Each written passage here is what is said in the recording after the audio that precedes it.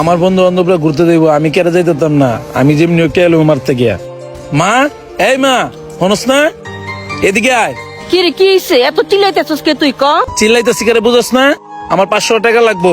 ওই যে উত্তরপাড়ার সুমনরা ঘুরতে দেব, আর আমারও ঘুরতে যেতে দিব।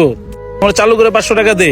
আমি টাকা দিব কইতে, তাও আবার 500 টাকা? তোর বাপে ক্যান্সারের রোগী এক ঘরে পড়ে রইছে, টাকার জন্য আমি চিকিৎসা করতে পারি না। যা এখান থেকে। তোর মতো ছেলে কাজ করে খাচ্ছে না, তুইও কাজ করে খা। টাকা দিবি না মানে? আমার টাকা লাগবেই। টাকা কইতে দিবি না দিবি আমি জানি না। আর এই বুড়াটা মরে না কিনলে গা? কি কইলি তুই?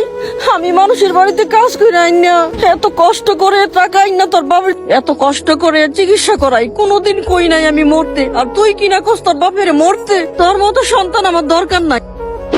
তুই বেরো আমার বাড়ি থেকে। এই মুখ আর কোনোদিন আমারে তুই দেখাইবে না। থাকো তুমি তোমার ভাই। 500 টাকা চাইছি দেখে তুমি আমার থাপড়ে মারছো। এই বাড়িতে আর জীবনে আমার মুখ দেবো না, কথাটা তুমি মনে রাখো। যা যা, এই বাড়িতে তোর আর আইতে হইব না। কয়দিন পরে তুই এমনি ফিরে আইবি, আর কয়দিন আইবে তুই বাইরে থাকবি। আরে তুমি বাইরে আসছো কেন? ফাতেমা, কি হয়েছে? ছেলেটার কি হয়েছে? আরে আমার কাছে 500 টাকা চা, আমি 500 টাকা কোথায় থেকে দিব?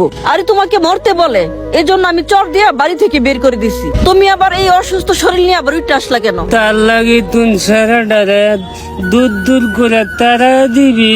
কি করবো, তো বিয়াদব হয়ে গেছে, এজন্য বের করে দিছি।